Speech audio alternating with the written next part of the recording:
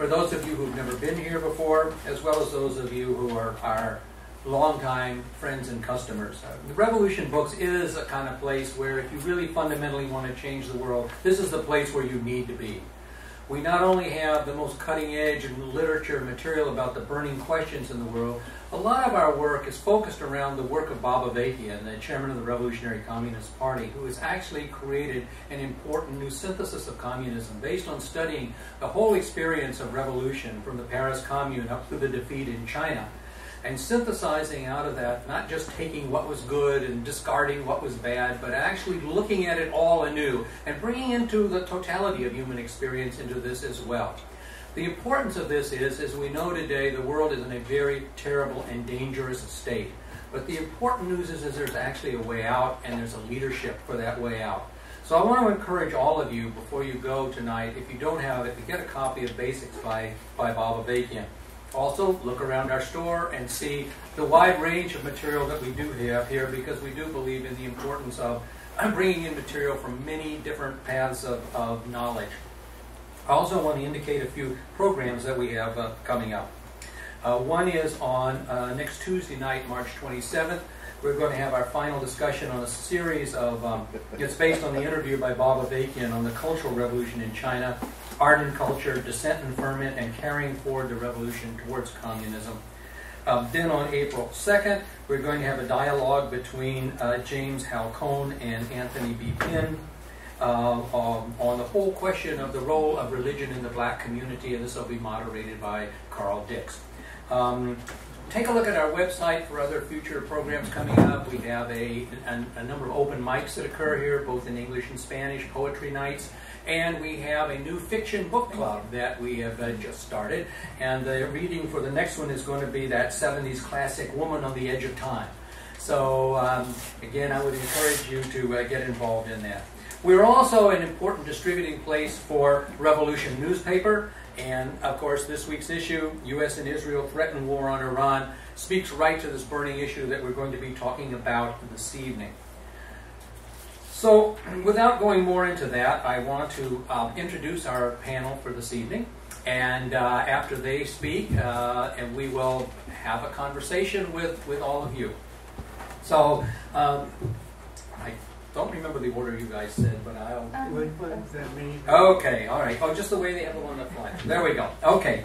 So I'm going to introduce all three speakers so we can just move through the program without more interruption by me. Our first speaker is Leila Zand, who is the director of the Fellowship of Reconciliation's Task Force on the Middle East. She's an Iranian-American who lived in Iran during the Iran-Iraq War and the reform years in the late 1990s. And as a leader of delegations to Iran, she helps to create a bridge of understanding between the people of the Middle East and the people of the United States. Larry Everest, at the far end, writes for Revolution newspaper, is the author of the book Oil, Power and Empire, Iraq and the U.S. Global Agenda. In 1979 and 1980, he covered the Iranian Revolution, reporting from Tehran, including interviewing the Islamists holding the U.S. Embassy and in Iranian Kurdestan. He has also reported from Iraq, Palestine, and India, testifying before the 2005 World Tribunal on Iraq in Istanbul, and helped to organize the 2005-2006 Bush Crimes Commission here in the United States. And our third speaker is Ali Abdi, is a PhD student at Yale in anthropology. He was a student activist in Iran who participated in the post-election protests there in the summer of 2009. And since leaving Iran in the September of 2009, a few months after the election, he has initiated a number of human rights-related campaigns. So with that, I will give you Leila Zand. Thank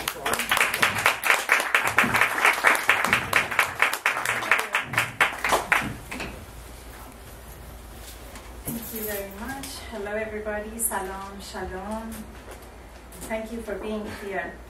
I just want to ask, I want to just address, first of all, a couple of questions or a couple of things we hear through the media. The first question, or the first thing we hear almost every day is Iran is an existential threat. So I want to just talk a little bit about that. I'm so glad Larry have brought this map here, the big one in here. This is Iran.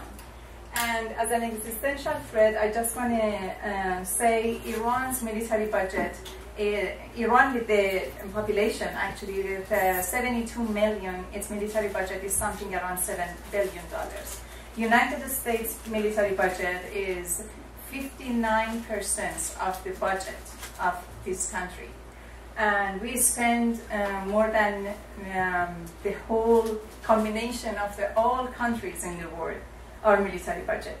We have, United States have many, I say many because even Pentagon doesn't know how many bases we have in the Middle East.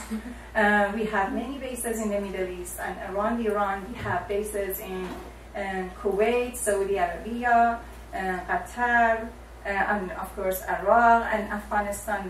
We are building more in Afghanistan, and Bahrain. And in Bahrain also we have our 5th fleet, and Bahrain is here. It's a very strategic area, very close to the Persian Gulf and Strait of Hormuz. Our 5th fleet is over there as well. And United States been in the Persian Gulf in the past 20 years, as we all know. With all these, now the question is Iran really an existential threat?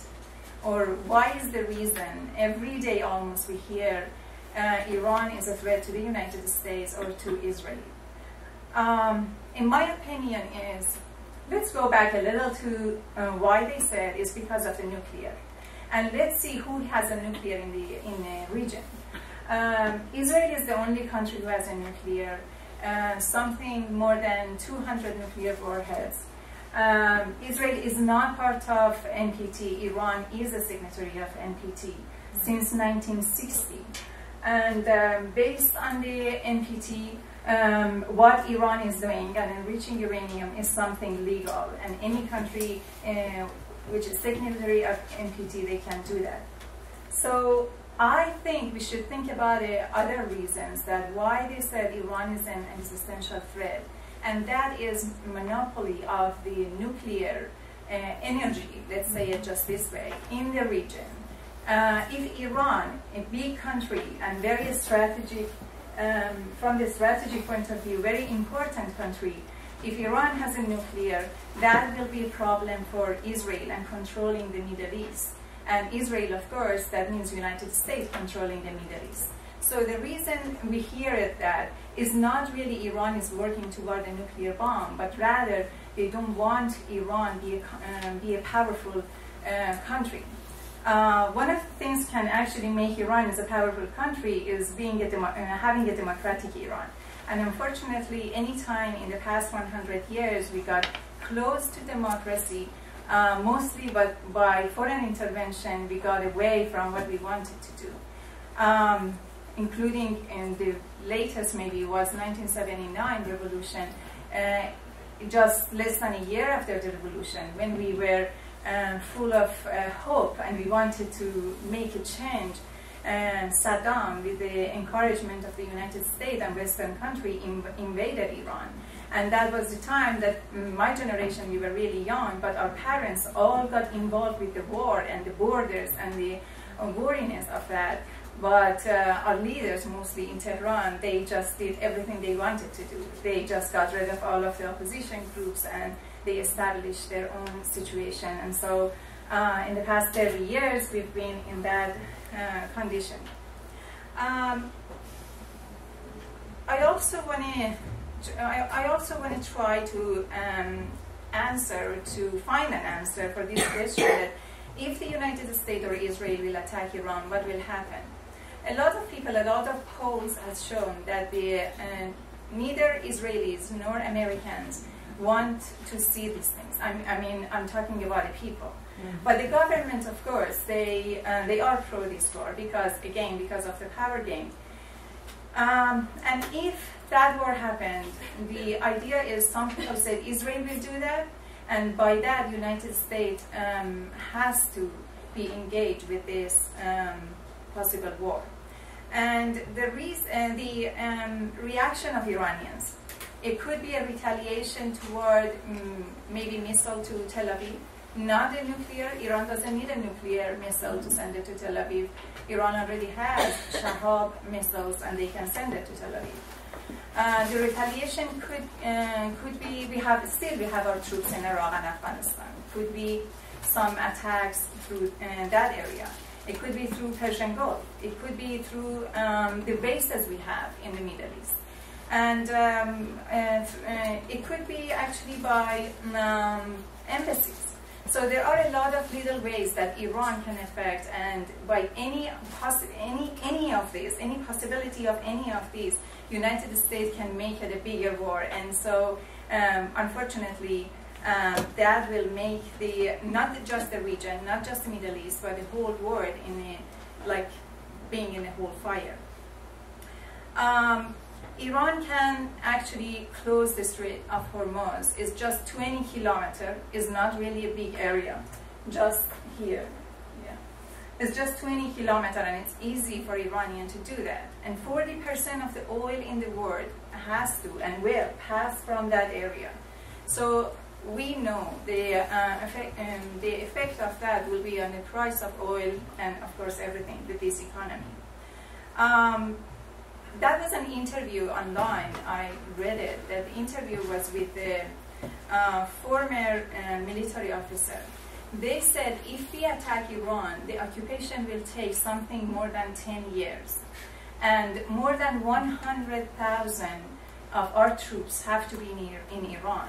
And we also need troops from our allies to go there. You can imagine how much we will spend, and financially how much we have to spend on that. Let's just put it this way. In Afghanistan today, every soldier that we have in Afghanistan, we pay from our tax money, we pay $1,200,000 each year for each soldier. In the parentheses, I just want to say, just a couple of weeks ago, it was really cold in Kabul, and 40 kids died because of the very cold weather. And I couldn't really put this money in one side and say we spend that much money for each soldier, and here we have 40 kids just because of the very cold weather. So if something like that happening, if the war happens in Iran, so we can imagine how much money we have to spend. And then the effect of this war, of course, is on Iranian as well. My family, my friends, my home, and Abdi also. We know a lot of people in Iran that they are all worried. So I want to just mention a couple of things that what will happen domestically. One is we have to remember that the nuclear facilities of Natanz, for example, which is the most important, and we always hear about that through the news, is just 20 kilometers, 25 kilometers away from Isfahan. Many of you who visited Isfahan, you know it's the most beautiful city, and it doesn't just belong to Iranians, it belongs to all of us, to all human community. And it's beautiful, it's culturally beautiful, and historically it's beautiful. And if any attack, Israel talk about striking on Iran, and they say nothing will happen, we won't be engaged in a war, it's just a strike, we will come back, it will take something around 40 to 48 hours and we will come back. Nothing will be like that. First of all, over there is enriched uranium. And the effect on that on people in Isfahan or in Natanz, on maybe miles and miles away from the center, it will be a disaster. As well as, of course, the economy of the country, Iran, I mean. And another thing, again, which I think Ali will talk about that more, is the democratic movement of the people of Iran. As I mentioned at the beginning of my talk, Iranians have been working really hard to get to democracy in the past 100 years. Just briefly, I said in 1906, when they started to have the first parliament, literally, Russia bombarded the parliament. In 1953, we all know what happened. The coup by the United States and CIA. In 1979, immediately when we were so happy that we did the biggest and the most amazing revolution in the world, So immediately the war and invasion of our country. And then now, since 1999, I guess, the reform movement started in a different ways. Women's movements, workers, the students. But unfortunately, each one of them was crushed by the government. And now is the best time for Iranians. The main reason, I guess, because there is a dispute among the government between, within this system. And this is the best time. And the only group which will benefit from that is the Iranian people. And if we attack, of course, they will unify. And so we will destroy the democratic movement as well. So one example, I will finish with one example. I work with the Iranian women's group in Iran, Mothers for Peace. Before all of these talks about attacking Iran or sanctions or all of that, they were so free to do a lot, and they did a lot, from the demonstrations, petitions, anything you can imagine a group can do. But since all of these things like sanctions, possibility of military intervention, and also the assassination of Iranian scientists happened, they are under totally control of the government. They cannot do anything, because anything they want to do, anything they decide to even think about it, they immediately get the label of working or spying for the foreigners or for Americans or Israelis. So we are, with all of this, we are making the democratic situation in Iran and democratic movement in Iran very difficult. This is also, I said that was the last one, but I lied. So I'm going to finish with the sanction, actually. Sanction also has a tremendous negative impact on people. We think, in the United States, people think, or mostly government think, we are sanctioning Iran to make the government not to follow their enriching uranium or nuclear or whatever they are doing. But that never will happen, because in Iran, the only group or only entity controls the oil or controls the wealth is the government. People don't have any power. So any money the government gets, they spend it in the way they want. So the only group suffering from the sanctions are people, and specifically people who don't have a big income, and they have they don't have a comfortable situation. And among those people, specifically women, they are the one who lose their job first. They are the one who lose their power first, because when we talk about the military and sanctioning, we make the society a militarist society, and that is not good for women. They lose their voice on that. Thank you.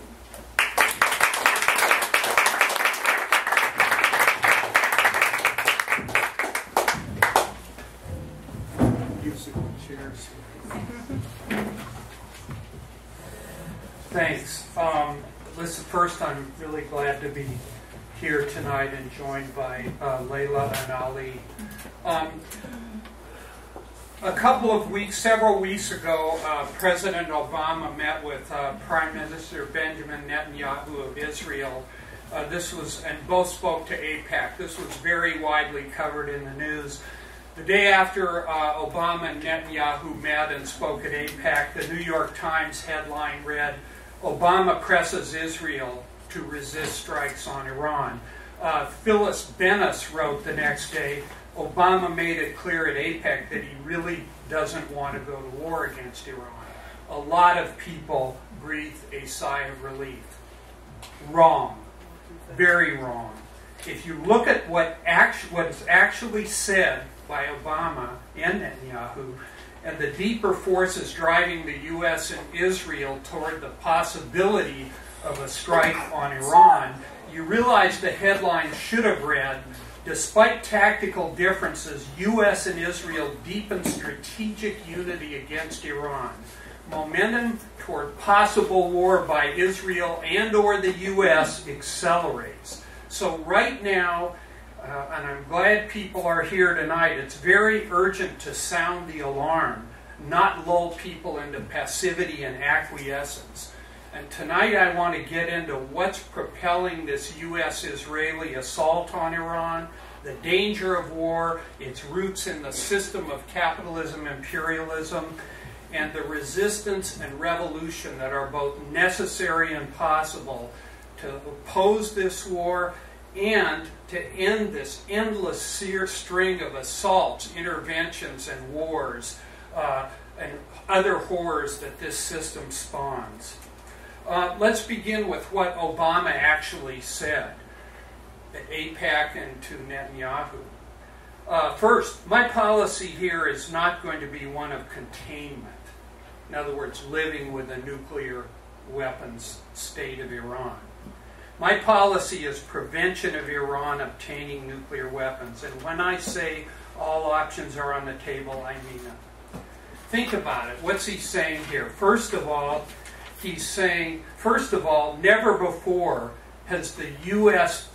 threats against Iran been expressed with such determination and formulated in such unequivocal language. This is how an Israeli think tank summed it up. Second, Obama's threatening to attack Iran if it develops a nuclear weapon, or if the U.S. claims it's developing nuclear weapons, even if Iran never makes a nuclear weapon, even if it never uses a nuclear weapon, even if it never attacks anyone. So what Obama is threatening is a criminal war of aggression. Third, Obama said, quote, he'd use all elements of American power with, quote, a military effort to be prepared for any contingency. All elements of American power includes nuclear weapons. The U.S. has over Leila was pointing this out. The U.S. has over 2,000 deployed nuclear weapons. Iran has 0. So Obama, the head of the only country that's ever used nuclear weapons, is threatening a non-nuclear state with a possible nuclear attack. This is a form of using nuclear weapons, and of course, completely criminal and illegitimate. So all of what I've just said is utterly horrific and outrageous. But that's not the end of it. We're just getting started here, just on what Obama said at these meetings. He also said, we do believe there's still a window that allows for a diplomatic resolution to this nuclear issue. But ultimately, the Iranians regime has to make a decision to move in that direction, a decision they have not made thus far. Again, let's deconstruct what's being said. First, Obama is adding to the fog of disinformation and lies that they know that Iran is pursuing nuclear weapons, or it's likely that Iran actually is pursuing nuclear weapons, that Iran is refusing to stop doing that, and that they had better change direction. He's conveying this message despite the fact that right now Iran's nuclear facilities are under inspection by the International Atomic Energy Agency. There's no proof at this point that Iran is diverting any uranium, that it has any kind of weapons program, and it certainly doesn't have a nuclear weapon. Yet Obama's spinning this story. Second, Obama's put the onus for the breakdown in any negotiations on Iran, meaning that if Iran doesn't capitulate to Western demands, that it abandon its nuclear power program. And Leila, you were referring to this in talking about, in other words, its program to enrich uranium for nuclear power, which it does. It is legal. It's a part of the Nuclear Non-Proliferation Treaty. I'm not supporting that treaty, but that's what's written in it. If Iran doesn't capitulate, Obama could claim he's, quote, walked the last mile for peace, but gee, I'm sorry, war is unavoidable, these people won't listen to reason. And I document this in my book. This is a script that is well used by the imperialists against all manner of countries. This is also outrageous and intolerable. Not all, not done yet. Obama repeatedly made clear that the U.S., not just Israel, views the Islamic Republic as a strategic threat. In that context, he insisted that any differences with Israel were tactical, not strategic. He didn't demand Israel not attack. And does the U.S. imperialists ever have a problem demanding things of other countries and telling them what they should and shouldn't do? No. He didn't demand. Instead, he insisted Israel had the right to make its own security decisions, that the U.S. will always have Israel's back when it comes to Israel's security. In short, the U.S. will not stand in Israel's way if it decided to attack.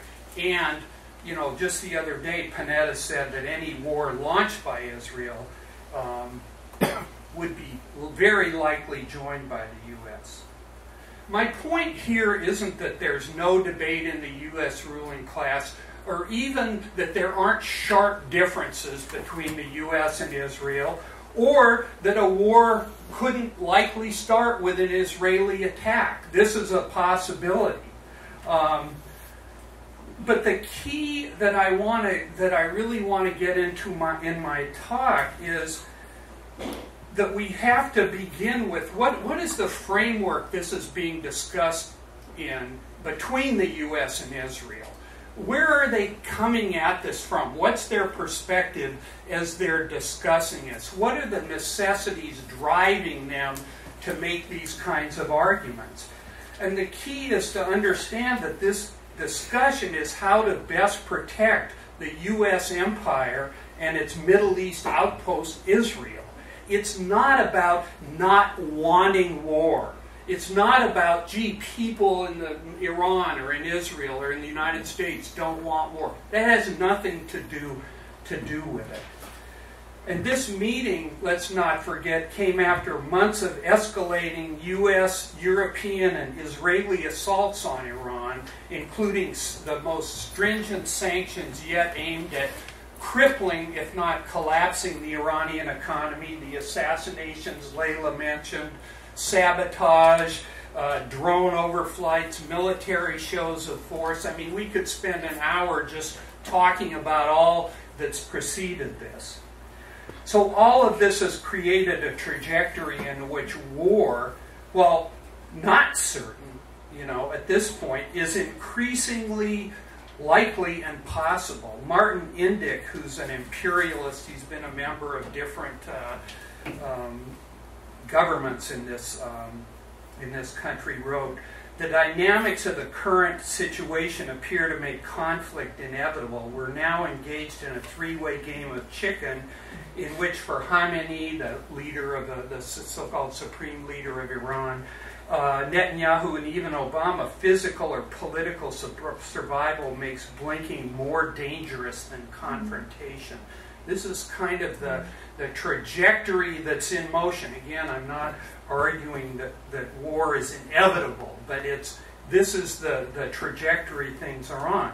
And again, Clark held up this issue of revolution, which has an article I've written about that, and we've written about this extensively in Revolution, revcom.us. I'd really encourage people to follow our coverage. And look, what are we talking about here? It's really striking and just, again, intolerable that the whole discussion of war doesn't mention the things Leila was talking about. What's the effect on the Iranian people? Or they make it sound like it's the infamous surgical strike with no casualties. As a matter of fact, the Union of Concerned Scientists in 2006 estimated that if an underground facility near Natanz, which Leila was talking about, and she's absolutely right about Isfahan. I've been in Isfahan. There's, I don't know, people, Isfahan blue. It's a deep, beautiful kind of a royal blue that they make ceramics out of, and there's all sorts of mosques and other amazing buildings in Isfahan, and you know, tremendous artwork that dates back, you know, hundreds, if not thousands of years. In Isfahan, the Union of Concerned Scientists estimated that one bunker buster bomb on an underground facility near Natanz could, quote, create massive clouds of radioactive fallout that could spread far from the site of the attack, unquote, and, quote, the number of casualties could range up to more than 100,000. And then there's obviously the question of this is just one strike, and then what happens if this thing unfolds further. So this is just an indictment of this system, that this isn't even being talked about, you know, in all these calculations. But but look, you know, there should be 100 times more people here tonight. You know, I'm glad everybody's here, but far too many people are walking around in a state of disbelief or denial that the war will happen. They think it's too crazy. It's just Israel. It can't happen in an election year. It's unpopular. There are a lot of arguments out there. But one of the key things is that people do not have a fundamental understanding of how this system works. And they're systematically lied to about how decisions get made, why they get made, and what this system's all about. People think this is a democracy and somehow the will of the people is what really you know, shapes things in however imperfectively.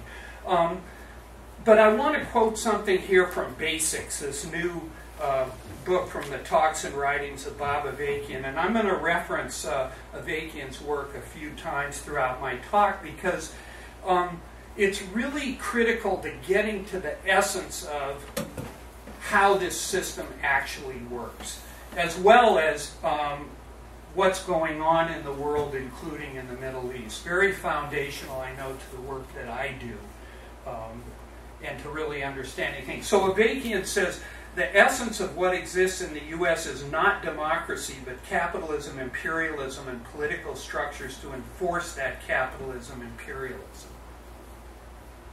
Radically different than how people are taught to think about this country.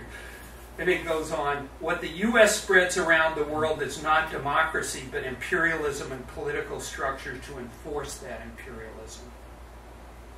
So the point here is that the driving force in this society is the economic base. Political structures, no matter who the president is, are shaped to serve that economic base.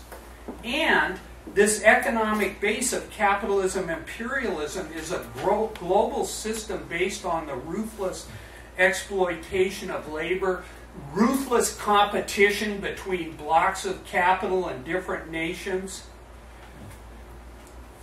fights to control the exploitation of labor and have access to that, to have access to key markets, to have access to key strategic materials like oil, and a whole political military struggle and competition between these different nations and different groups in order to control vast areas of the globe so that this exploitation can take place under the domination of this or that capitalist power.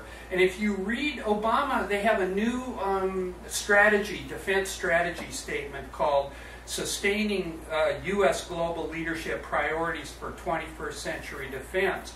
And look, don't believe me, go read this. They repeatedly link the quote-unquote prosperity of the United States, in other words, the functioning of U.S. capital, with military preeminence and military ability to go to different parts of the globe, quote-unquote, have access to these areas. Just read it. I mean, they make that connection.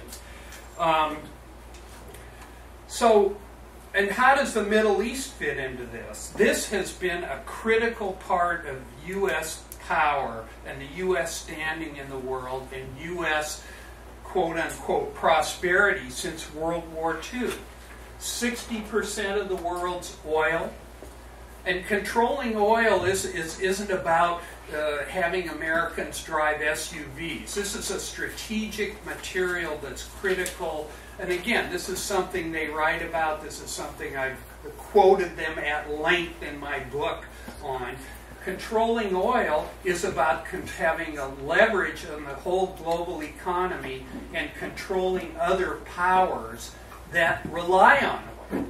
So this has been considered absolutely essential. It's not a some whim or what have you. It's essential to the power of the U.S. The Middle East, as you can see, is also a military crossroads, a political crossroads, a crossroads for trade.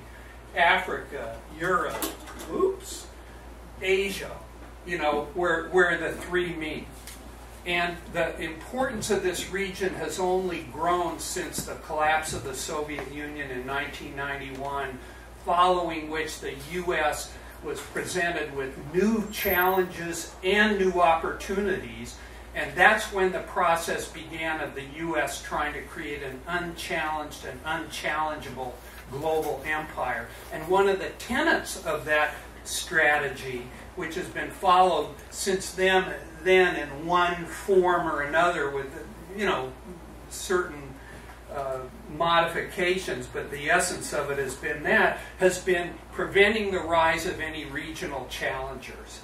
And what's driving this U.S. and Israeli threats against Iran is precisely crushing the regional challenge and the regional obstacle that Iran presents, and maintaining hegemony over the Middle East by the U.S. and Israel. So just ask yourself a question. Why are they threatening war and threatening Iran if they know Iran doesn't have nuclear weapons?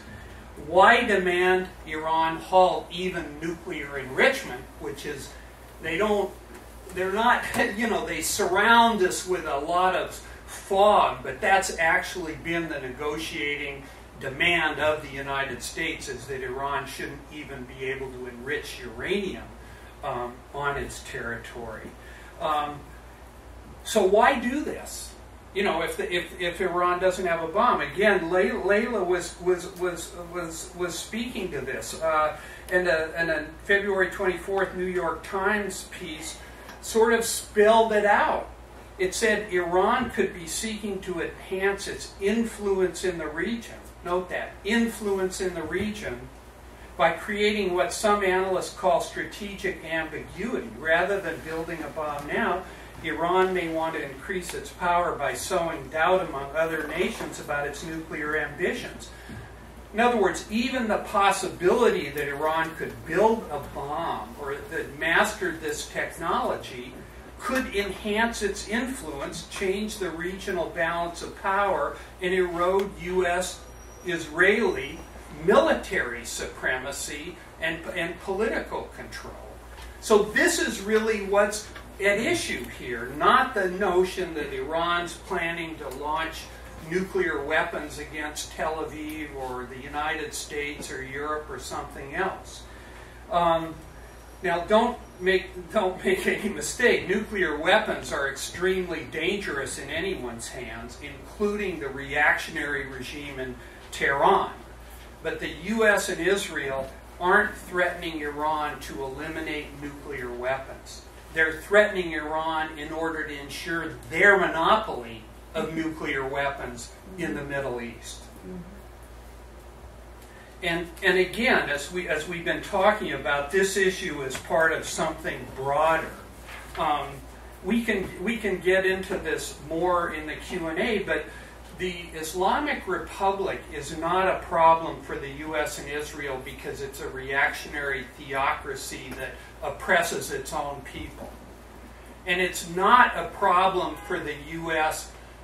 Because Iran has decided to break out of the framework of global capitalism and do something entirely different. No, it hasn't. Iran's a problem because it's not totally under U.S. control. It represents something of an alternative pole. And particularly, it's a strong state. It has enormous oil wealth. It has its own needs and ambitions. And it's become one of the main pillars, if you will, or main expressions of Islamic fundamentalism that is currently, and I'm going to get into this a bit more in a minute, that's currently a big obstacle for the United States and is clashing with the United States across the region and with Israel in different ways. It's also a key, there are also global considerations involved in this that pose challenges for the U.S. So across the region, if you look at different countries, whether it's Lebanon, Syria, Iraq, Afghanistan, and more broadly, there are ways that the interests and needs of the U.S. and Israel clash with what Iran is doing. And this is what's really driving this. And one of the things that I think people don't understand well enough is that the playing field in the Middle East is tilting in ways that are making it even more urgent for the U.S. and Israel to deal with Iran. Again, Obama's argument to Netanyahu wasn't, let's make friends with Iran. Obama's argument, at least what was said in public, is no, we have to deal with Iran. It's better right now to use sanctions and diplomacy and strangle this government rather than talk loosely about war and launching it. At least, again, this was what was said publicly. We don't know all that was said privately. And launch a war immediately. So some of the things that are making this a more acute problem for the U.S. and Israel now are, one, Iran's refusal to halt its enrichment program. Number two, which as Leila pointed out, strengthens the regime in the region. Number two, the U.S. failure to bring down this regime. Number three, the U.S. failures in Iraq and Afghanistan, which has given Iran more influence, particularly in Iraq. And number four, the uprisings across the Arab world, which, look, it hasn't been all gone in Iran's favor, it hasn't all gone in the U.S. favor, but it's creating a situation where things are in turmoil and there's a possibility that the U.S. position could be weakened. So all of these are new things. Now, why does Israel loom so large in this discussion? Israel doesn't represent the interests of Jewish people. Israel represents Western imperialism in the Middle East.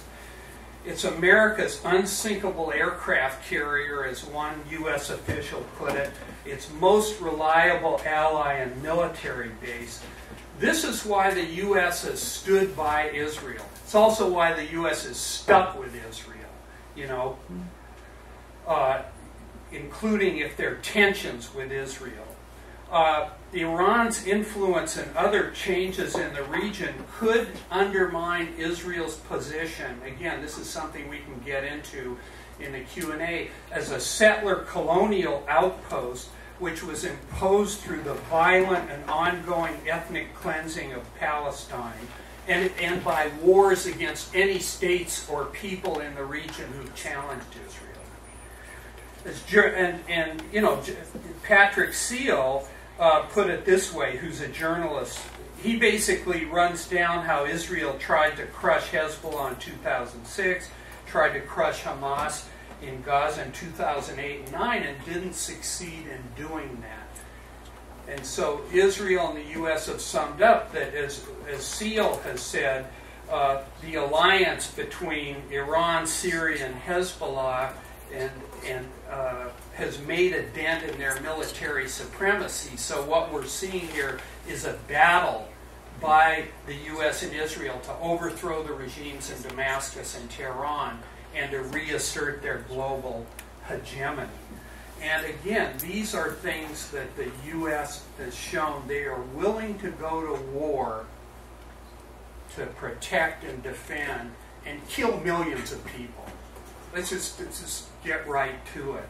I mean, you look at what they did in Iraq, which is never talked about. It's 500,000 to 1 million people dead, 4.5 million people driven from their homes.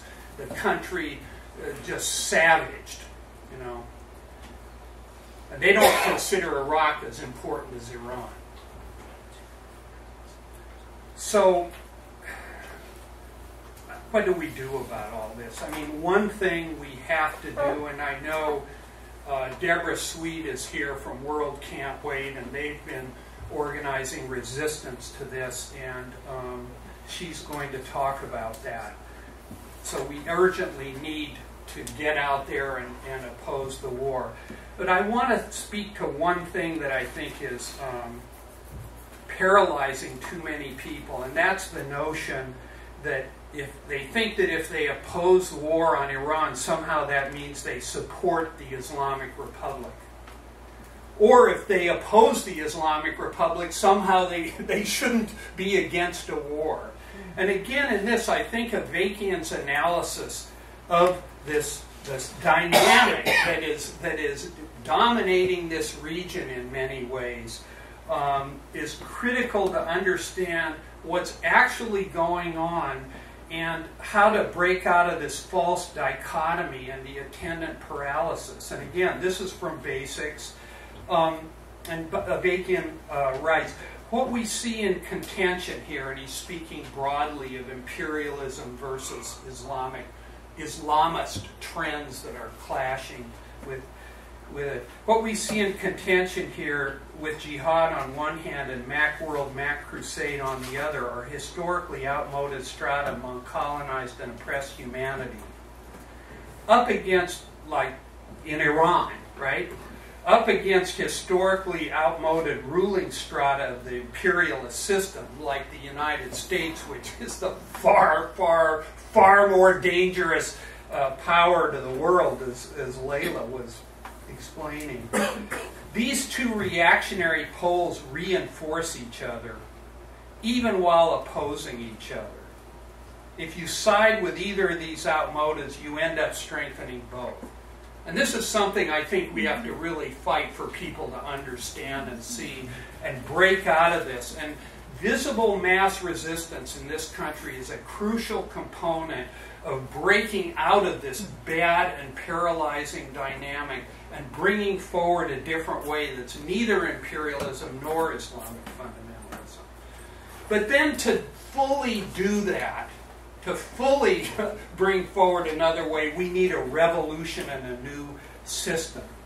I mean, you know, look, just on the phenomenal edge, what is it, 11 years into the Afghan war, and now we're having a meeting talking about yet another possible war by this country, you know, or its ally, Israel. This actually is a concentration. You know, the threat of violence and the use of violence to maintain and extend a system of global exploitation and domination just speaks to the utter illegitimacy and bankruptcy of this entire system and the need for a revolution and the need for a different kind of system and society. This isn't about human nature. It's not about centuries-old religious differences. This is, as I've been describing tonight, this is due to the workings of a historically evolved economic and political system. That's what's causing this. And we have to radically change that. And, you know, Clark mentioned at the very beginning that the work Avakian has done, re-envisioning communism, looking at the lessons of past revolutions. They're tremendously liberating. The tremendous strides toward liberation that were made in places like Russia and China, but also their shortcomings, as well as all the other human knowledge that's been, you know, gained over the last decades and so on. By looking at all this, he's brought forward this new synthesis of communism that provides a really viable and visionary way forward, very concretely, very specifically, and there's a leadership needed to get there. And I just want, we've talked about a lot of very terrible things tonight, you know, but I want to end by asking everybody to dream just for a moment of a world the day after a revolution guided by this new synthesis that I've been talking about.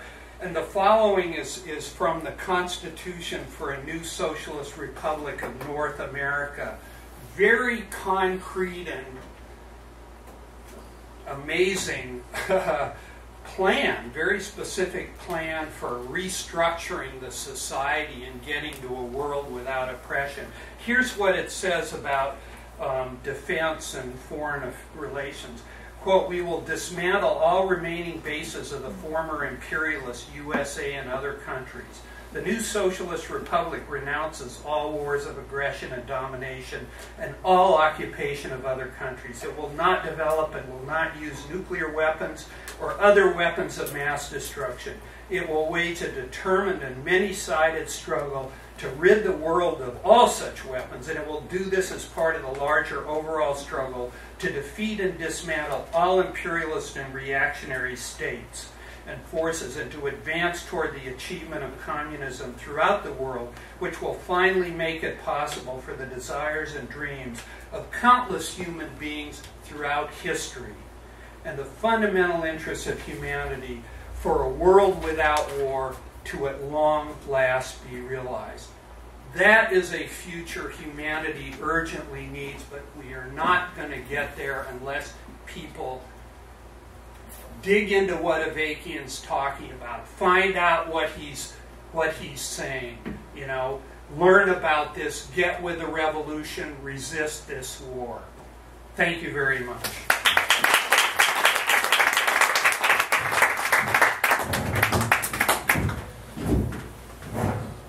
Salam. Hello everybody.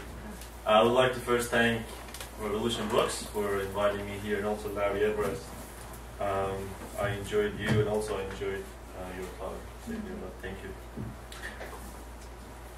I'm going to read all that. I would like to start by going back to June 15th, 2009. 3 days had passed since the presidential election. The announced results were not as many Iranians had expected. It was shocking. Despite well-grounded evidences of fraud, Ahmadinejad had claimed victory by a landslide.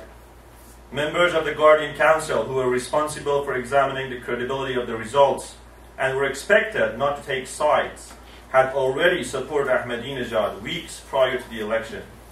The Supreme Leader himself had congratulated him for his victory. Streets had been packed with armed Revolutionary Guards and pro-government semi-militia Basijis. Everything was at odds with what might give us hope, except one thing. For months prior to the election, tens of thousands of Iranians had been occupying public spaces, chanting, "If fraud happens, Iran will become the Armageddon." That is, don't cheat, or we will claim our votes in the streets. Those slogans were still echoing in our heads and on our lips. Our solidarity was our power. I was a student of mechanical engineering at Sharif University of Technology at that time. Like many other Iranians, I was involved in pre-election presidential campaigns. In the student movement, we were fighting for our basic and fundamental rights.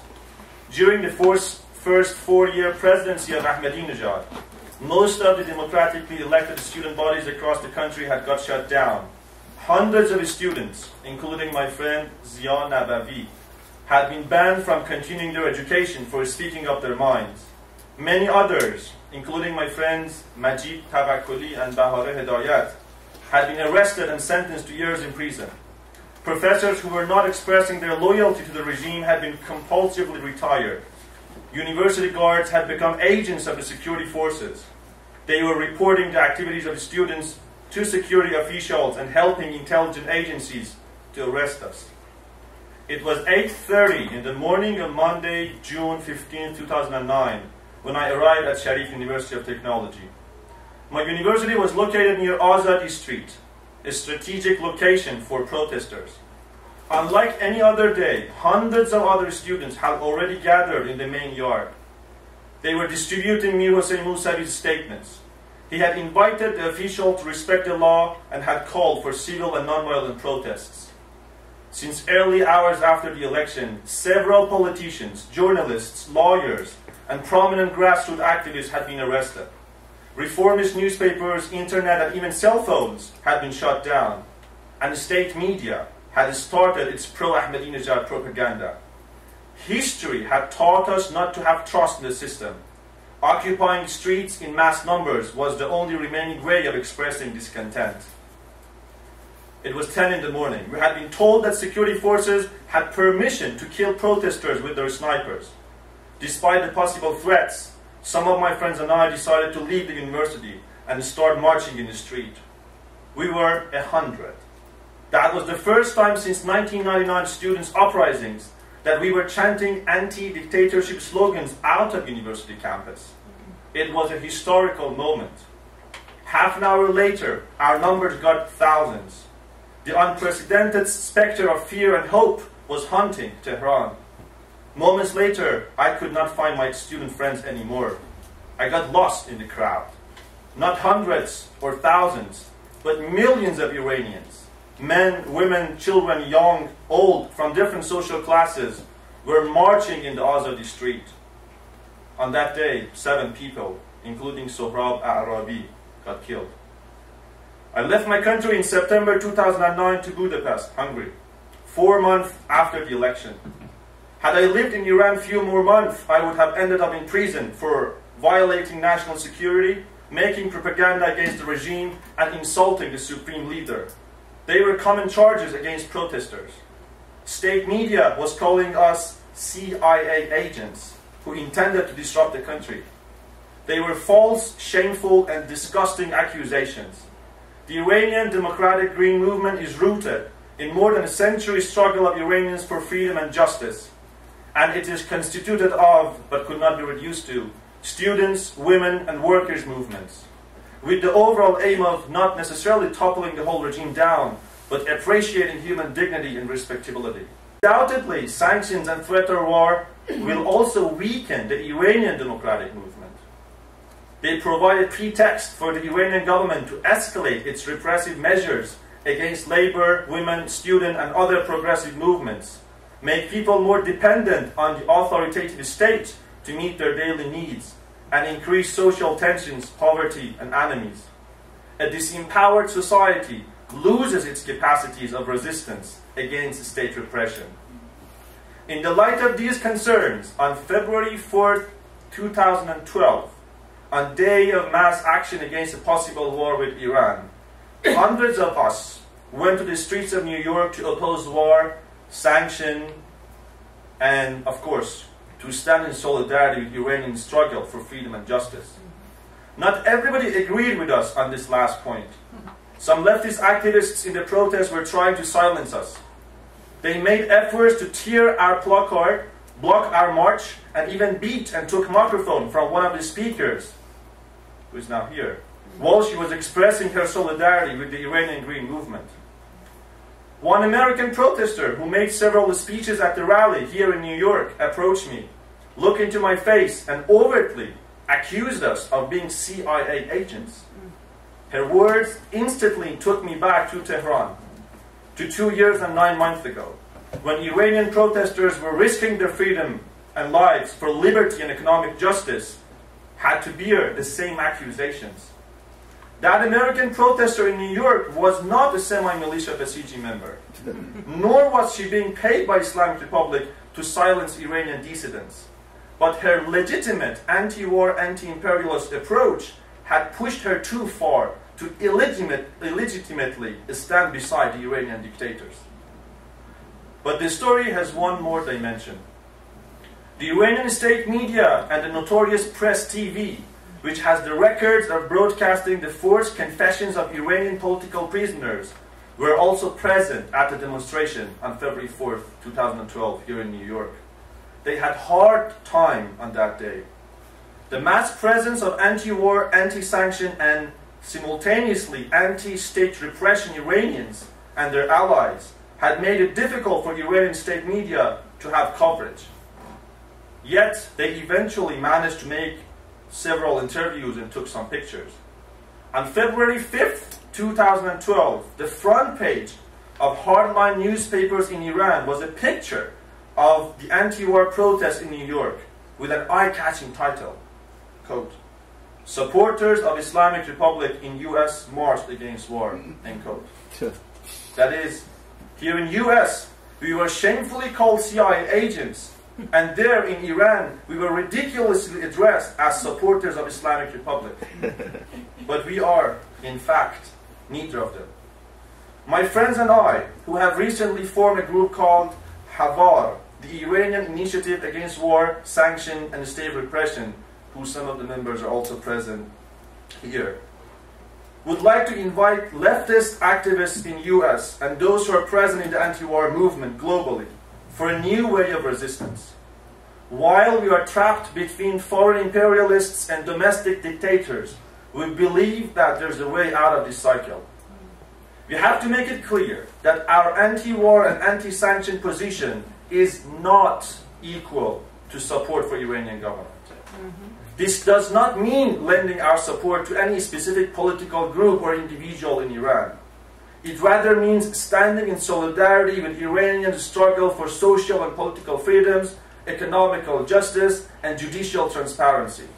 Any anti-war statement or action which stays silent on this issue will be hijacked by Islamic Republic and will be used as part of propaganda machine against Iranian people. Standing beside Iranians' labor and other progressive movements does not at all mean supporting foreign intervention for regime change. We have to be explicit about it. We are calling for self-determination. Iranians must have the right to freely determine their own government without foreign intervention or external compulsion. The majority of political prisoners in Iran and families of those who were murdered by Iranian government are also against war, against sanction, and against foreign intervention. Most Iranians in US are on the same boat. Without showing them our solidarity, we make an anti-war movement which not only serves the interest of Islamic Republic, as Larry Evels also says, serves the interest of imperialists as well, but leaves Iranians alone in their struggle for liberty and justice. I would like to end by bringing a quote from the brilliant article of Raha, the Iranian feminist collective, titled Solidarity and Its Discontents. The article goes, quote, "There is no contradiction between opposing every instance of US meddling in Iran and every other country and supporting the popular democratic struggles of ordinary Iranians against dictatorship. Effective international solidarity requires that the two go hand in hand. We are calling for a rethinking of what internationalism and international solidarity means for the vantage point of activists working in the US. Internationalism has to start from below, from the differently articulated aspirations of mass movements against state militarism, dictatorship, economic crisis, gender, sexual, religious, class, and ethnic oppression in Iran, in the US, and all over the world." Thank you.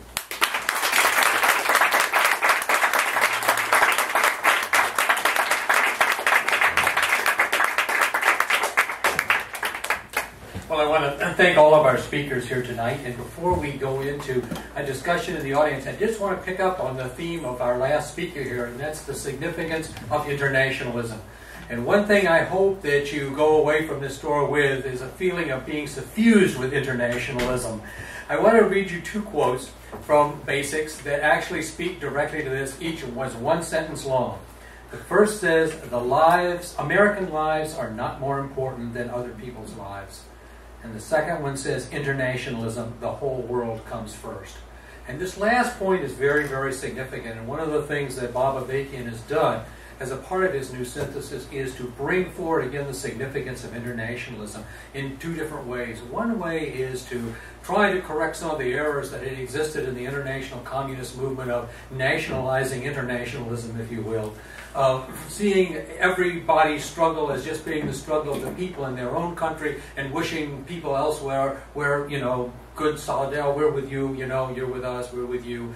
But we're basically each just carrying out our own struggle. No. This is a single global struggle for the emancipation of humanity. And the second thing is that today we live in a world where the international arena is in fact decisive for what happens in every country throughout the world. So this is important, very important point about internationalism. So now we're to the part of our program where you all can participate in it. And we have a microphone here which we hope you will use because given our bowling alley shape, if you're in the front, it's hard to hear in the back, and if you're in the back, it's hard to hear in the front. And we have somebody that's going to take the microphone around. And we don't have any nasty rules like you must ask a question.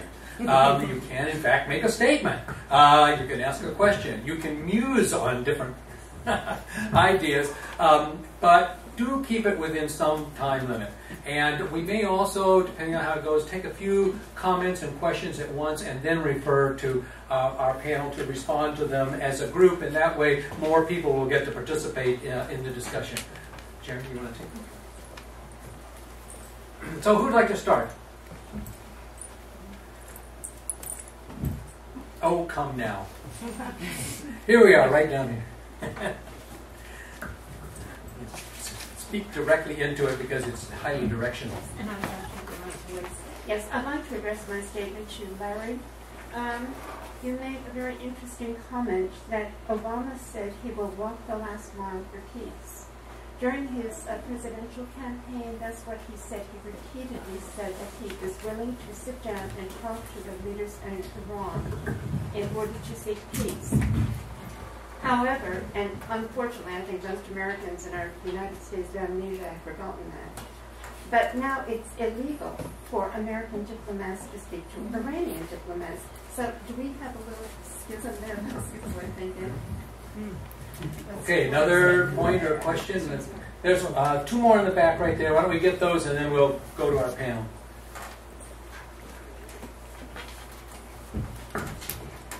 Yeah, I think... Can you speak directly into the top of the mic? My comment is that I think that Larry is not taking into consideration the tremendous influence of AIPAC and the Israel lobby on Obama, and that if he would have told Israel, you're not attacking, there's no way, he would have had the entire Israel lobby and AIPAC with vast amounts of money against his campaign, and he would lose the election. So I think that's this is a political election year. He wants to win, and you cannot underestimate if he angers or them. And the only thing that I think will be the biggest help in preventing a war is not that the war would be a war crime, which it would be. It's that oil prices could go up to $8. And if Americans hear that, they're already angry that it's $4 a gallon, over $4. So I think that's the only thing on our side. But I think you really have not taken into consideration the power of AIPAC and the Israel lobby and the money in this whole equation. Okay, and we had one other hand right there. I actually had a question. Being that there's no proof, no evidence right now that Iran has nuclear weapons, and being that they're being penalized for something that there's no proof of, I was just wondering if they had taken this measure already. I don't think they have. If Iran has could take any kind of legal action on an international level on the countries that are sanctioning them, being that they're being sanctioned for something that there's no evidence of. Okay, and some of these questions were directed to particular panelists, but the other panelists should feel free to respond to them also. So, well, just on the Obama question, actually the AIPAC and Obama question aren't unrelated really. You know, when I said Obama said, I will walk the last mile, I was sort of paraphrasing, but it wasn't a direct quote. But as you were correctly saying, Obama, made a speech in Cairo, and he came to power as someone who claimed to, at least he gave many people the impression he was opposed to war, and he wanted to break the divide between the U.S. and the Islamic world, and that he would negotiate. And I think essentially this was a summation of the U.S. ruling class, that it had cost them very dearly in Iraq, and particularly not to have something of a coalition of imperialist powers on board with them, not to have the imprimatur of the UN at that, and to, in the realm of public opinion, do something that was widely seen as illegitimate and completely rash. I mean, a lot of people have said, well, the 2003 protests against Iraq didn't do any good, but it did have an impact, not just the protests, but it did have a big impact in that way of delegitimizing or calling into question the legitimacy of the Iraq War, as well as the imperialist failure to have a broader coalition of powers going into it. Of course, I've always felt, is it really better to rob a gas station with a gang of people rather than just one individual? It doesn't really change it. I mean, it's an alliance of imperialists, is what we're talking about. So this was an effort to, this as I mentioned, as all of us have talked about in different ways, this. This feeling that the U.S. was just, conveyed by Bush, that the U.S. was on some kind of a crusade against Islam, or the countries in which most people in the countries are Muslims, and so on, had also damaged the U.S. Andrew Sullivan wrote a piece for The Atlantic in which he said, look, you have an African American with the name Barack Hussein Obama, and somebody in the streets of Pakistan sees that, he's going to think, oh, we have a friend in the White House. So my point here is that this was an effort to strengthen imperialism and make it more effective, not to be less imperialistic or wage, not wage wars. And Trita Parsi's written a book called The Single Roll of the Dice, in which he sort of dissects. I mean, I don't, fully agree with this analysis, but he makes the point that there was no real serious effort to come to an agreement with Iran because, as I pointed out, the U.S. goal towards Iran has been to weaken, contain, or bring down this regime. Iran in 2003 offered to negotiate everything with the U.S., and the U.S. just said, forget about it. In other words, the issue is regional hegemony. And so, this is mainly a way to talk of negotiations is often a way to put them in a better position, and particularly in this case, to put them in a better position to wage war. And again, it goes back to the quote I read. People have to look at this. Yes, there's political struggle within the ruling class. Different political leaders have different strategies. They're trying to maintain this whole global empire, and it's complicated. They're up against all kinds of contradictions. They argue with each other over how to do it. They try to refine their strategy. But exists on the foundation of this system of global imperialism, which is about domination and exploitation. It exists in that framework. And I think to the question about AIPAC, look, I think that why is it that presidents, I think again, the importance of Israel does not, the influence of AIPAC derives from the strategic importance of Israel to U.S. imperialism, not the other way around. In other words, Israel, and the problem with that logic is that somehow if AIPAC didn't exist, the U.S. would be doing good things in the Middle East, and it wouldn't want to mass murder hundreds of thousands of people, and so on and so forth. And it completely misunderstands what U.S. objectives in the region are. The U.S. didn't go to war in Iraq and Afghanistan principally because of AIPAC. Strengthening U.S. control of the Middle East, including strengthening the role of Israel, was definitely a part of that.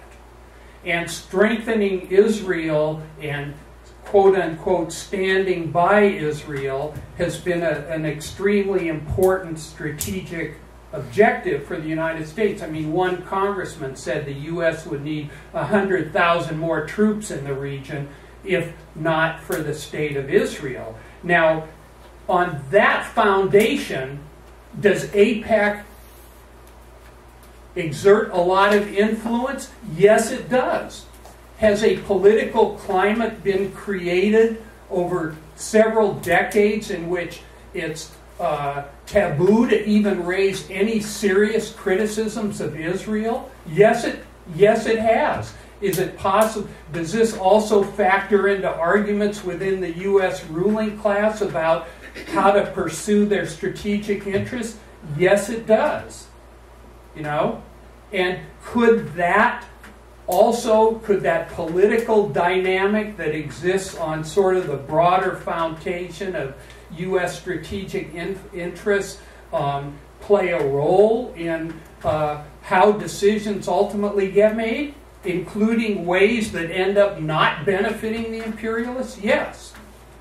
And by the way, I think it's excellent people protest Israel and AIPAC and denounce them. But I mean, my argument is that whether Israel starts the war or the U.S. and Israel do it together or the U.S. launches the war, both of them are guilty. It is inconceivable that Israel could launch any kind. I mean, look, what airplanes would they be flying to launch the attack? They're not made in Israel. So again, I think that this notion that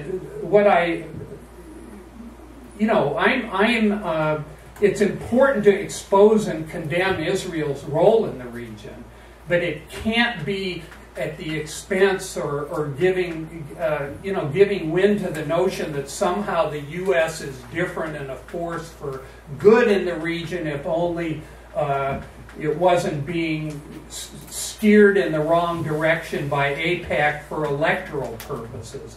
This is much bigger, these are much bigger strategic imperialist concerns. I mean, look, AIPAC didn't convince the U.S. to murder 3 million people in Southeast Asia, I mean, we can go on and on. This is a country founded on slavery and genocide, you know. So I just think we have to, and then within that framework, yes, there's a lot of complicated debates going on and so on and so forth. So.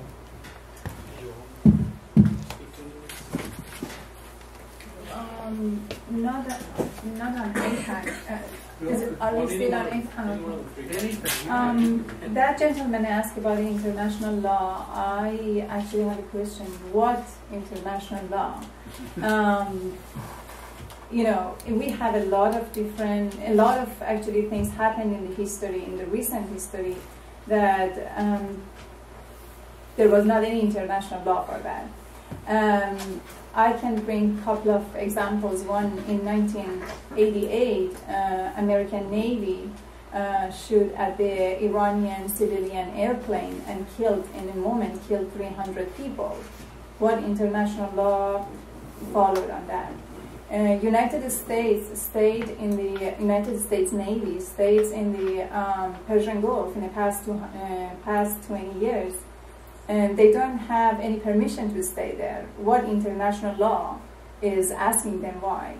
Just recently, less than a year ago, Palestine asked to be a member of UNESCO, and UNESCO accepted. The United States took away all its financial support from UNESCO. And this is not really accepted based on international law, specifically when we see those who suffer are little children in Africa, not in Afghanistan.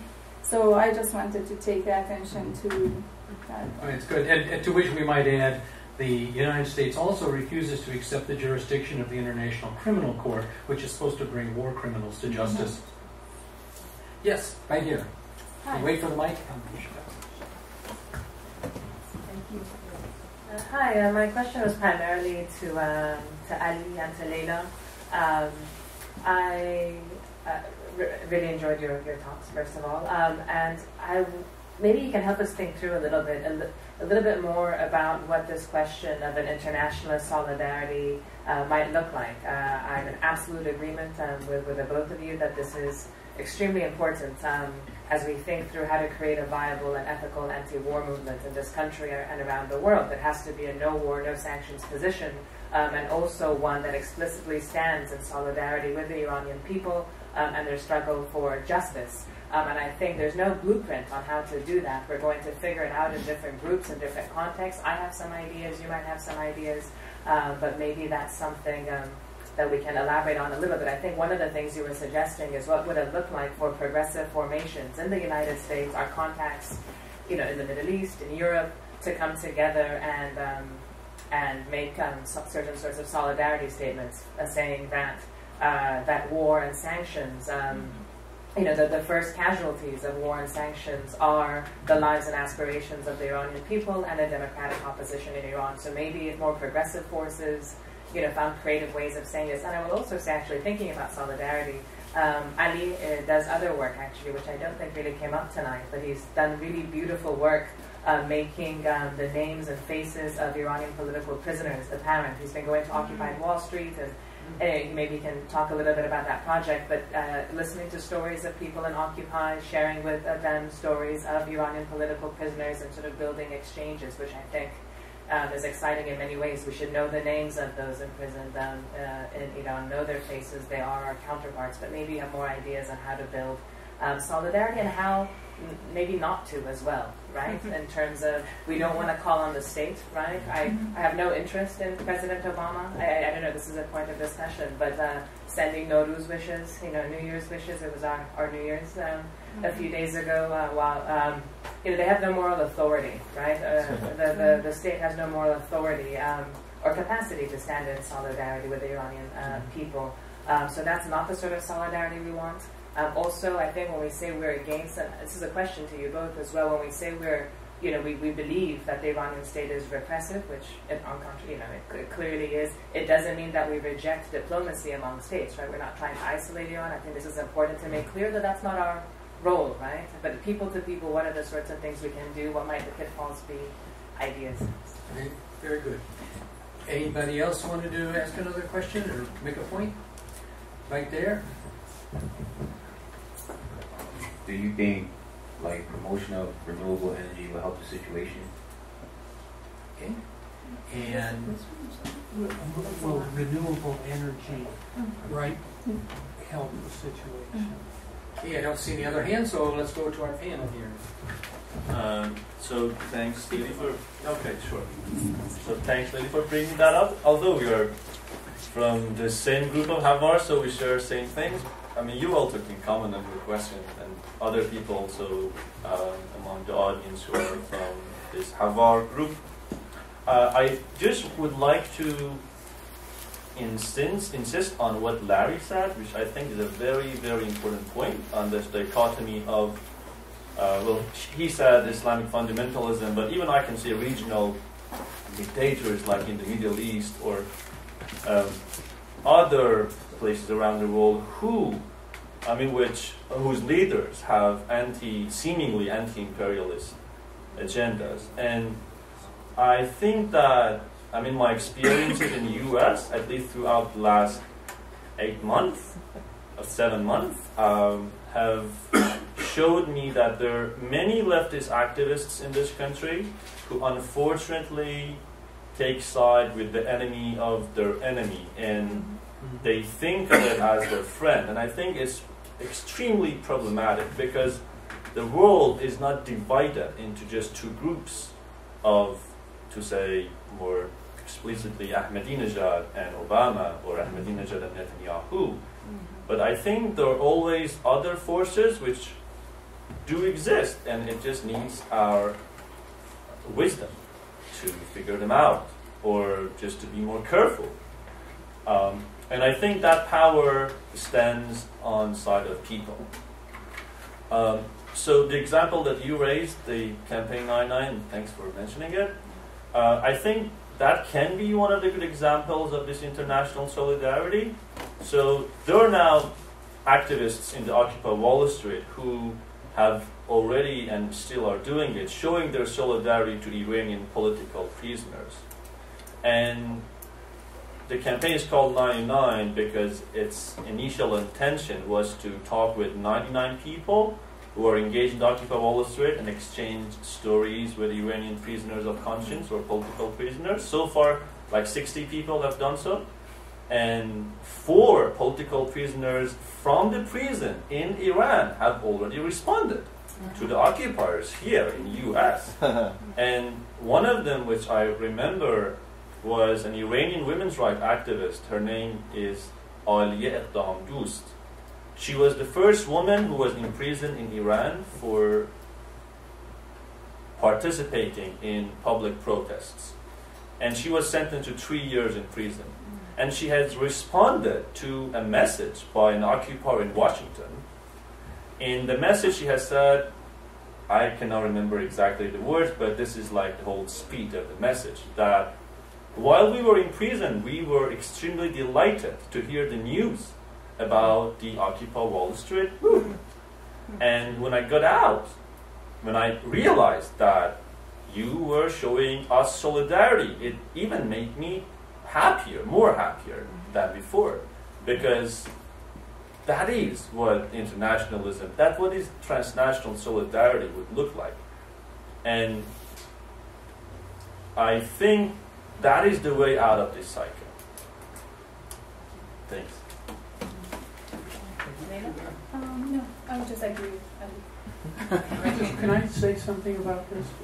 First of all, I really applaud you for calling out these so-called leftists who, claim Ahmadinejad is, and it's outrageous that they do this, and it's outrageous that they try to silence the voices of the people. And I think we have to be clear, there is nothing anti-imperialist about Gaddafi, about Saddam Hussein, about Ahmadinejad, about any of these regimes. This is the point of these outmodeds reinforcing each other. The U.S. imperialists have a long history of incorporating Islamists and various kinds of Islamic regimes in their structure of domination. And regimes like Iran they're not, as I mentioned, they're not trying to break from the system of imperialism. They just want a bigger place in it. I mean, Iran is still as dependent on oil, and who are they selling it to? The global capitalist market, as they were under the Shah. There's nothing anti-imperialist about this, and since Sarah Taylor wrote a good polemic, somebody criticized her for being quote-unquote Islamophobic because she criticized these reactionary regimes. And it's a very good polemic that sort of walks through, even on the economic level as well as the political level, how these outmodeds reinforce each other. And we just cannot accept the fact that the opposition to the war is going to be stifled if we tell the truth about what's happening. I mean, this is outrageous, and I won't go on here, but I was in Iran in 1979 and 80 when this got founded, and it is a nightmare for the people. It's the only demonstration I've been at where the people were murdered in the streets when they tried to shut down Ayendagan in August 1979, and many of my friends and people here at Revolution Books knew many Iranians, and who were murdered by this regime. Thousands of political prisoners, so this is, I won't go on. The one other thing I want to say in terms of this internationalism, and Clark mentioned that, the communist movement, Avakian's work on this has put even higher importance on the understanding that you either liberate everyone on the planet or we can't get to human liberation for anyone, And I think we really have to proceed. The world comes through first, and we have to seek and fight for human emancipation. And the idea of throwing the Iranian people under the bus, particularly Iranian women, under the bus to build some piddly-ass anti-war movement in this country makes me ill. You know, and I'm so glad you guys have both stood up against this. You've told me this, and I just think, and you're, publicly condemning this. I just think it's tremendously important, and we cannot allow these kind of people to shut down the voices that don't want war or oppression of any kind. I just, so here, I'm going to applaud what you guys are doing.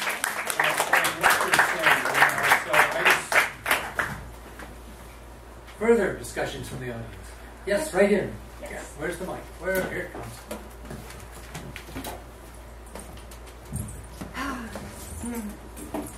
Hey, I just want to add something. About 2 months ago, there was this article that came out in Foreign Affairs Journal by this professor from Georgetown University, Professor Matthew Kronig, something like that. And then the title goes, "Time to Attack Iran." And then this juvenile argument that he puts on in a few pages, it's just extremely disappointing that somebody with his status, a university professor, he basically, this is quote unquote, he said we should go and attack on an airstrike with Iran at night. This is like something that when you're a kid and you want to do like some games with your friends, this is how you actually plan. Oh, we should attack them at night. Let's pretend that we're pirates. And what is this? Really? And then he basically, what he forgot to do was actually put a Google map and putting pins on those facilities in Iraq. He basically named all of them. Natanz, Qom, this, that. And then we should go on one by one. It will take us only 24 hours and we will do this and voila. Everything will be beautiful. And the disappointing thing is, okay, it's your prerogative, this is your opinion, but the disappointing thing is this guy is the advisor for the Obama administration. He's not anymore, in summer of 2010 to 2011. And it's just so upsetting that somebody with this kind of ideology will get to that position to actually advise Obama. I mean, whatever, Obama is whoever he is, but he is a human being. He's the president of this country who will be advised by a group of people. And the fact that these kind of voices are not in those groups, this is the problem. The problem is that there is red and blue and not other colors of the rainbow. I'm sorry. I mean, this country is just, as Ali said, it's divided into two things, and you're either that or the other one. And something should be done about that. That's all. And these are the kind of people who don't have to pretend that they're pirates. Deborah, you had your hand up.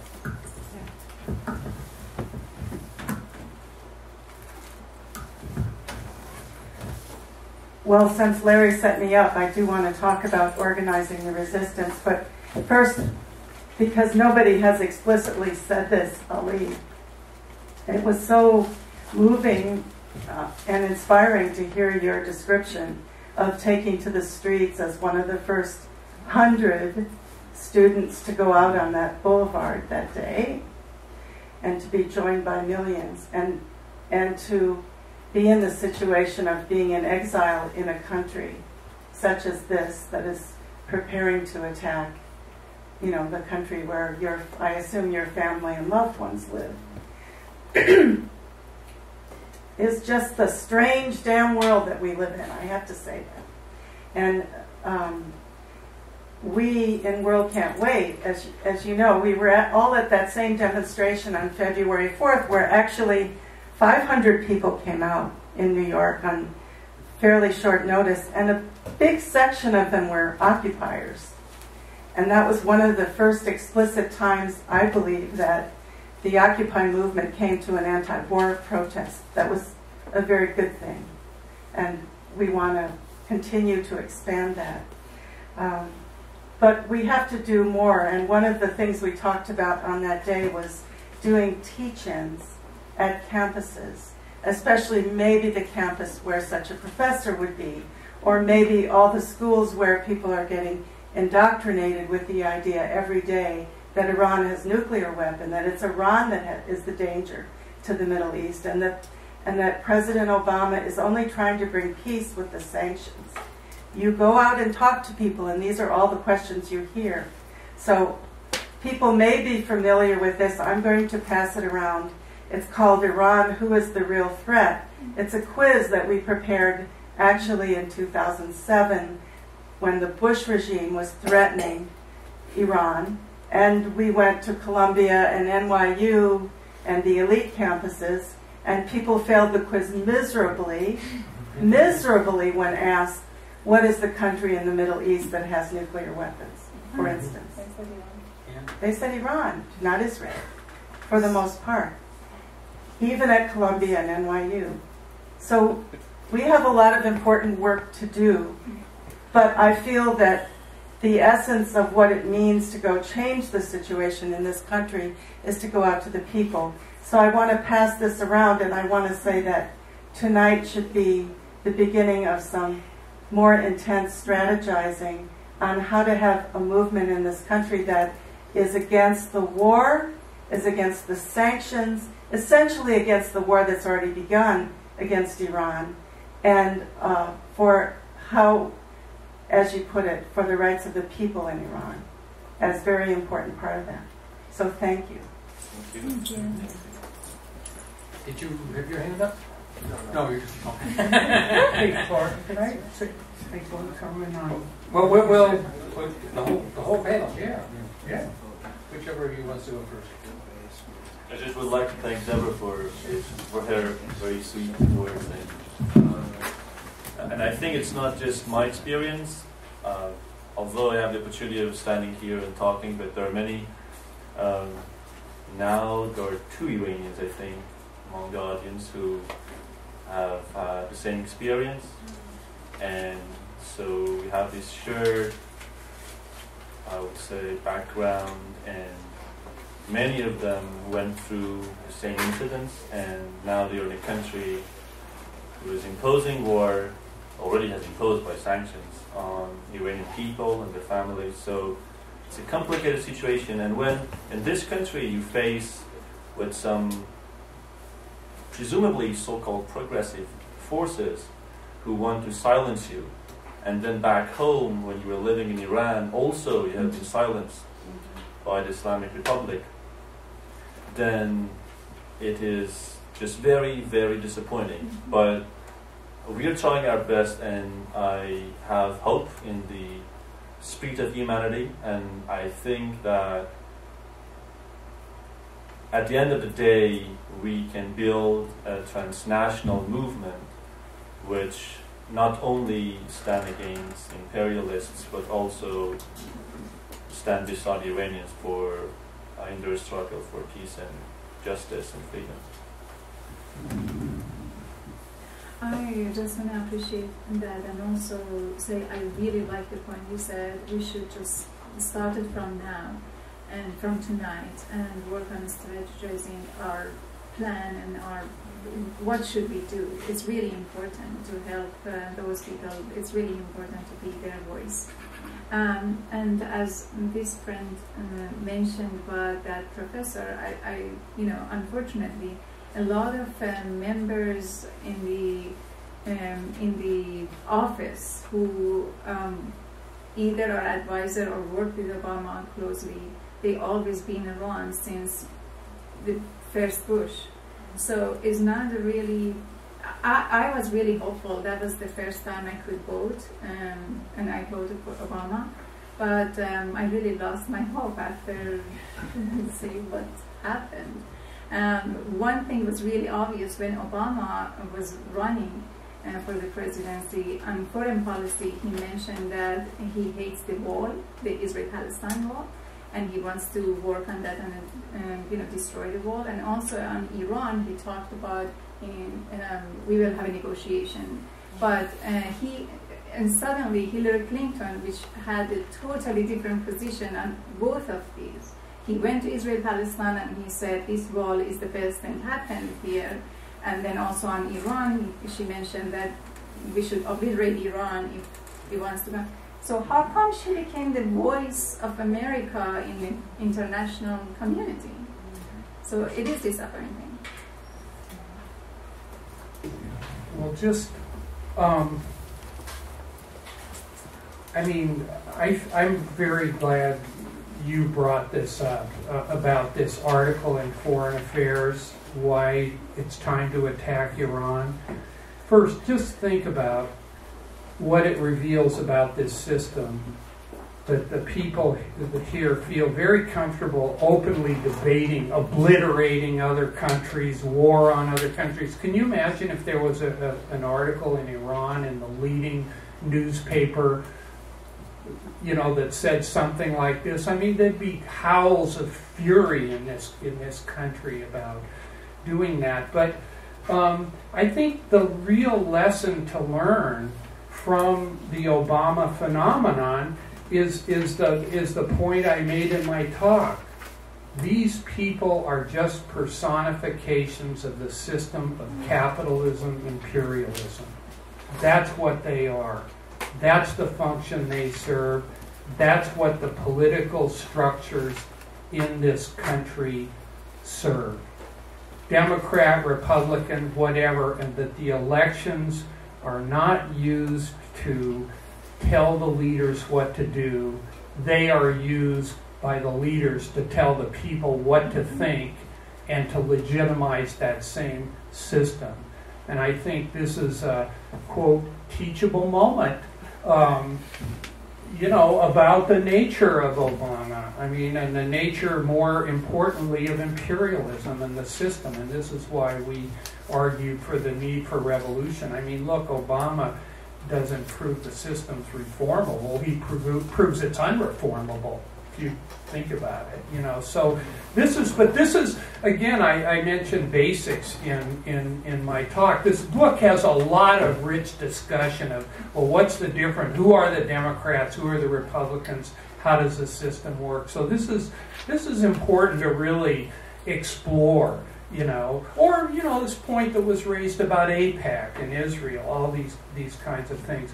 The one other thing I just wanted to mention is, you know, 2009 was tremendously inspiring. I mean, millions of people in Iran rose up, as you so, and you know as well, because you've been through some of this too, rose up against the police state.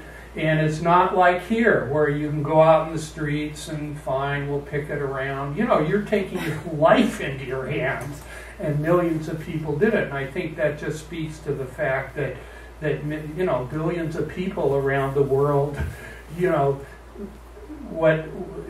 resisting all this and bringing into a better world is in the interests of the vast majority of humanity.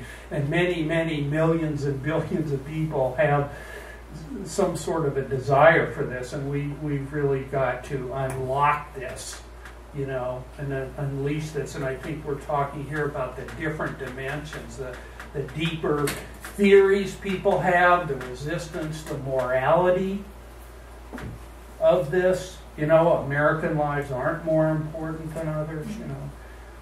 All of these layers, I think, are really, we can do a lot, you know, because we're representing for the truth and for the real interests of humanity, you know, and we can't, you know, forget that. But I know I was tremendously inspired by the events of 2009 in Iran, and I know some people have said that started the Arabs' quote-unquote spring, you know, I don't know, but.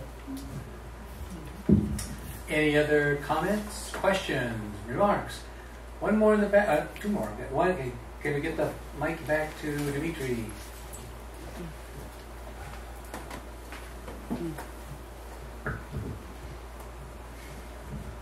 Hello, everybody.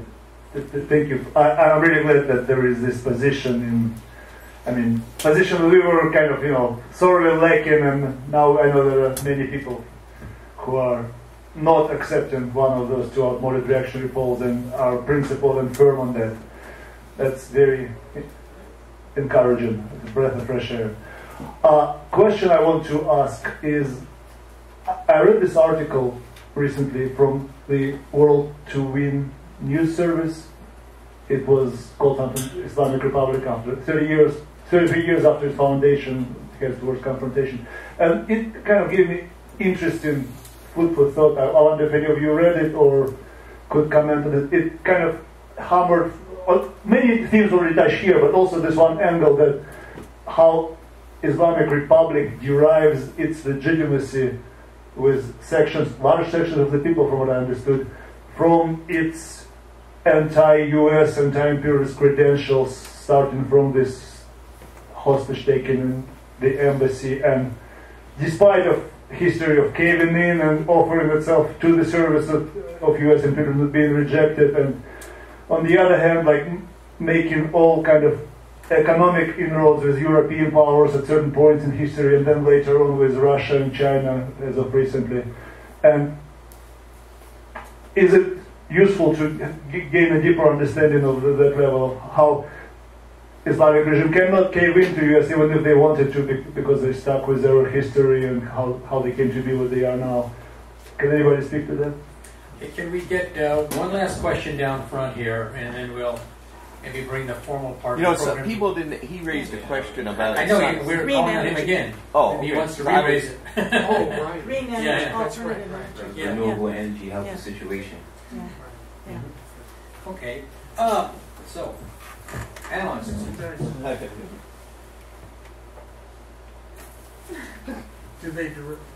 So what are the two questions are, does the Islamic Republic derive its legitimacy from sort of the, yeah. And you want to state your question again? Does renewable energy help the situation? Renewable energy. Renewable energy. Okay. I guess on anti-imperialism, we talked a little bit about that Iranian government are not really anti-imperialism. The reason was maybe it started from the beginning by Khomeini being against the United States, and that he had his own reasons, but that actually interpreted in the rest of the world that the Iranian government are anti-imperialism, and so they started to have also a good relationship with the communist so-called countries like China or Venezuela. I don't know if we call China a real communist or what, but there are many, like many people talk about like social welfare, for example, in Iran. That has been traditionally, it's existed traditionally when Shah was in Iran. Some social welfares, but other than that, on foreign policy also, they are not really following anything in anti-imperialism. And domestic, economy or policy, they are not following it. I don't know if we don't have time to go to details, but the only thing I can recommend right now maybe is there is a book by Nikki Kelly, is Iran Between Two Revolutions. I'm sorry, Nikki Kelly is The Roots of Revolution, and Arvand Abrahamian, Iran Between Two Revolutions. So you can get some information on these two.